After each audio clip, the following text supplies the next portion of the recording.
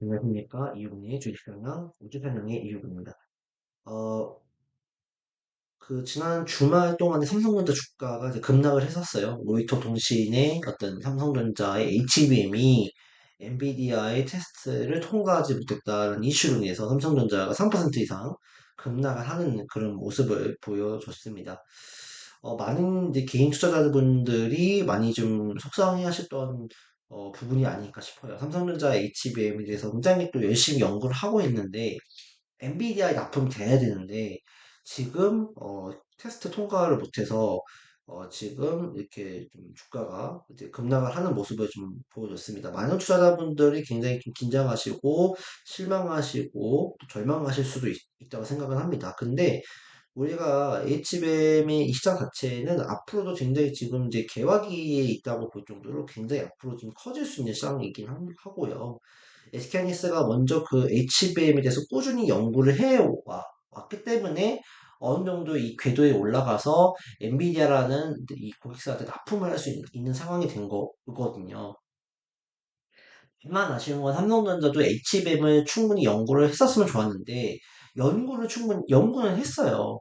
근데 중간에 이제 시장성이 없다고 판단을 하고 HBM에 대한 연구를 이제 중단을 한 거죠. 어떻게 보면 거의 이제 소홀히 했던 건데 HBM 입장이 이렇게 커져 버리니까 삼성전자도 지금 굉장히 급박하게 굉장히 지금 어, 연구를 하면서 납품을 진행하려고 하는 상황에 있다라고 보시면 될 것 같습니다.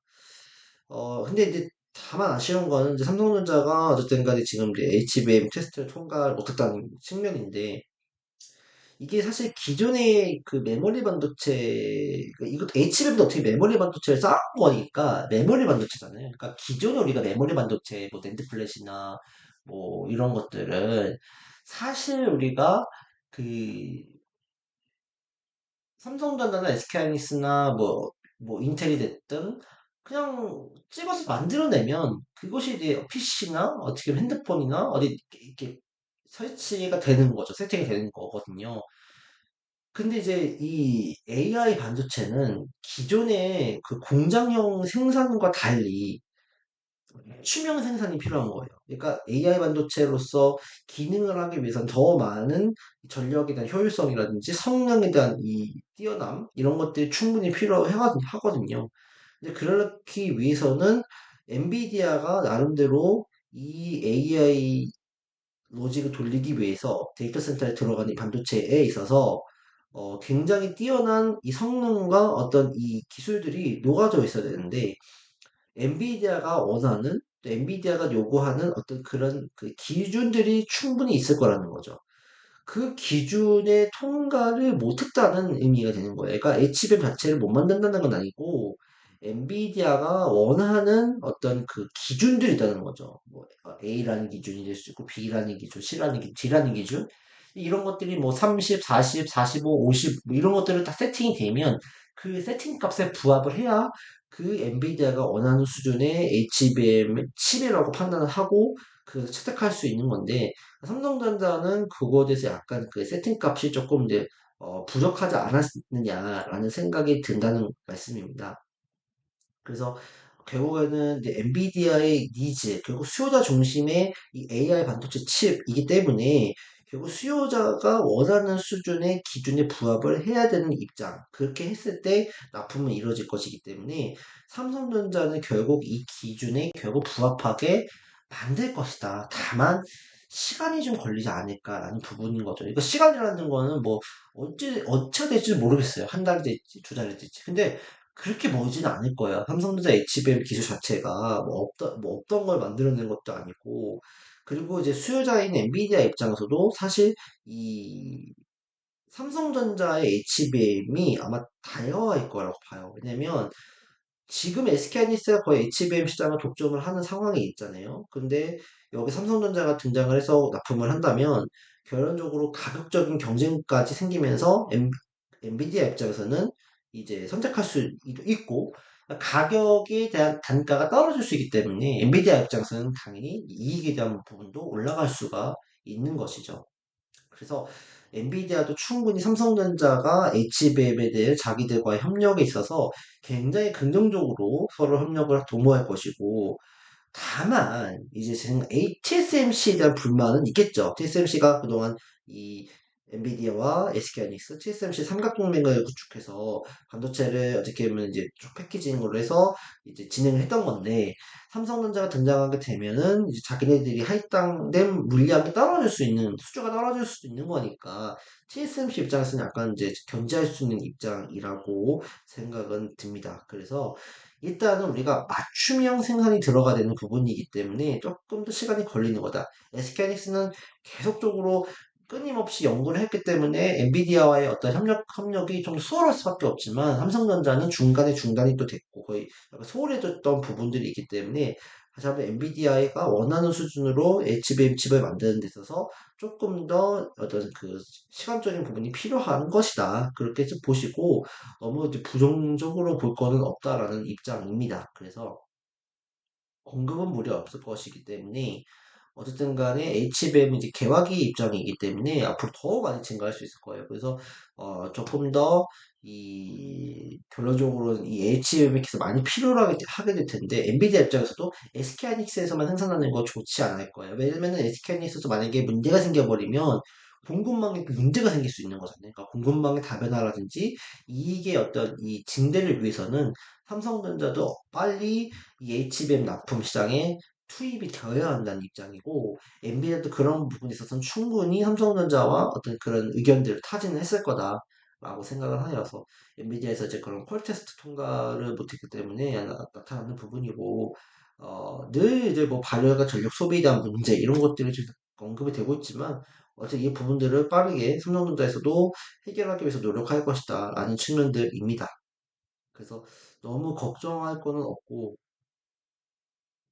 일회성 시험이 아니라 엔비디아가 요구하는 스펙에 맞춰가는 부분이다. 그러니까 기존의 그 반도체 생산과 다른 어떤 그런 공정형 생산 시스템이 아니라 맞춤형 생산 시스템, 즉 엔비디아가 원하는 어떤 HBM 칩을 요구를 하기 때문에 그거에 대한 시간은 충분히 걸리긴 하겠죠. 그러니까 예전에 찍어냈던 거를 입히는 게 아니라 찍어냈던 거에서 계속 뭘 세팅값을 바꾸고 어떤 거는 0.5를 1로 늘려주고 어떤 거는 2.2를 뭐 1.8로 줄여야 되고 여러 가지 세팅 값을 다 어떻게 보면 조율을 해서 조절을 해야 되는 입장이기 때문에 어떻게 보면 이제 그게 단기간 내에 끝나기는 어려운 문제다. 그래서 충분히 HBM의 납품은 결국 이루어질 가능성은 높다. 그래서 생각이 들고 여기 나와 있듯이 이제 아직까지는 마이크론 제품은 좀 경쟁력이 떨어지는 가운데 있고 엔비디아가 HBM에 그러니까 SK하이닉스 이 정도 덮어버리면 자기네들이 지금 이제 발주를 놓고 있는데 SK하이닉스가 오히려 그 사이에서 횡포를 부릴 수도 있기 때문에 엔비디아 입장에서는 SK하이닉스, 삼성전자 플러스 알파가 돼야 본인들이 그래도 조금 이제 가격 경쟁을 붙여서 싸게 이제 발주 넣고 이익 챙기고 또 그런 공급망의 문제가 없는 수준으로 발주를 받고 싶어 하겠죠. 그러니까 그런 부분들을 체크해 주시고, 주가는 사실 지금 진짜 많이 떨어져 있어요. 삼성전자 같은 경우도 결국 8만 원대까지 올라갔다가 또 하락을 했는데, 저는 7만 원대 초반이든 6만 원대 후반이든 좋은 매수가가 왔다고 저는 생각해요. 그러니까 더 6만 원 밑에까지 떨어지지는 않을 것 같고, 떨어지면 땡큐하고 사야 되는 거예요. 그러니까 오히려 이런 위기에서 우리가 기회를 찾아야 되는 거고, 반대로 있잖아요. 소문난 잔치는 뭐밖에 없습니다.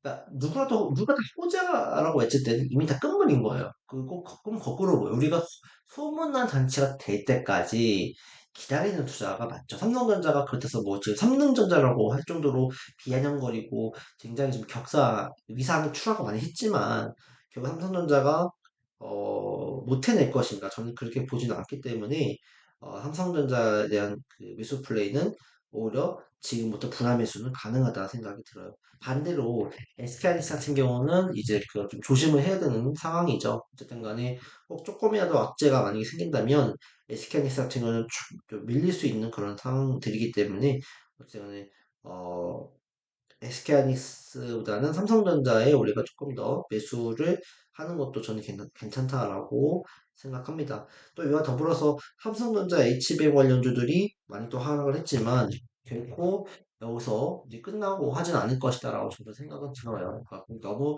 절망하실 건 없고 시간의 문제다.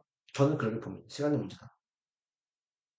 기술이 없는 것을 우리가 뭐 언제 만드냐 이런 문제가 아니기 때문에 어쨌든 그런 조율을 해나가고 맞춤형에 대한 그 문제이기 때문에 그렇게 시간은 오래 걸리지 않고 오히려 또 금방 또 좋은 소식이 나올 수 있다고 저는 생각하니까요. 너무 겁먹지는 마시기 바라겠습니다. 그래서 오히려 조금씩 6만 원대 후반에서 7만 원대 초반에서는 이제 분할 매수하는 삼성전자는 분할 매수하는 관점으로 보는 전략이 낫겠다 생각을 하고요. 너무 이제 부정적인 생각으로 가져가지 마시고, 어, 이제 또 삼성전자에 대한 투자를 했으면 좋겠다 생각을 가지고 있습니다. 어쨌든 6월 달에도 이제 어쨌든 간에 그 선물 옵션 동시 만기일도 있고 하기 때문에 제 개인적인 의견입니다만 외국인들은 충분히 그때 SK하이닉스에 대한 포지셔닝과 삼성전자의 포지션을 또 거꾸로 가져갈 수도 있는 상황들이 될 수 있어요. 그래서 SK하이닉스는 사고 있는 상황이고 삼성전자는 계속 팔고 있는 입장이잖아요. 근데 SK하이닉스가 그때 6월 초까지는 조금 계속 우상향하는 모습을 보여주다가 그때부터 포지션을 좀 바꿔서 삼성전자에 대한 매수 포지션을 가지고 가고 SK하이닉스는 원래 매도 포지션을 가져가서 차익 실현하는 그런 SK하이닉스를 차익 실현하는 그런 모습으로도 가져가 줄 수 있지 않을까라고 생각은 합니다. 지금의 시장은 되게 웃기죠. 그러니까 SK하이닉스, 삼성전자 둘 다 반도체의 어떤 그 대형 기업들인데 같이 움직이는 게 아니라 지금 따로따로 움직이는 약간 디커플링 양상가 됐기 때문에 우리가 이런 상황에서 봤을 때는 어, 좀 회귀하는 어떤 모습을 좀 가져가고는 있습니다. 그래서 결론적으로 SK하이닉스의 우상향은 좀 지속될 수 있습니다만 저는 SK하이닉스는 조금씩 이제 외국인들에 대한 이 포지션이 조금씩 이탈될 수 있는 상황들이 점차 벌어질 것이고 반대로 삼성전자는 이제 매수하는 포지션으로 점차 이제 다가와질 것이다. 삼성전자는 그와 더불어 어떤 좋은 이슈를 분명히 가져올 것이기 때문에 우리는 그것을 좀 더 기다려보는 상황들이 필요할 것이다 라고 생각을 하니까요. 좀 지켜보시죠. 그리고 반도체 관련주들은 조금 이제 우리가 리스크가 있죠. 그다음에 지금은 좀 쉬는 게 좀 좋을 것 같고요. 어쨌든 간에 대형주 입장에서 삼성전자, 그다음에 뭐, 이오테크닉스, 이런 종목군들을 우리가 계속 관심을 가지면서 체크를 해보자라고 말씀을 드릴 수 있겠습니다. 어, 방송 여기까지 해서 마치고요. 어쨌든 간에 긍정적인 여러분들 생각을 가지고 접근하셔도 된다 말씀을 드리고 싶습니다. 마치겠습니다. 감사합니다.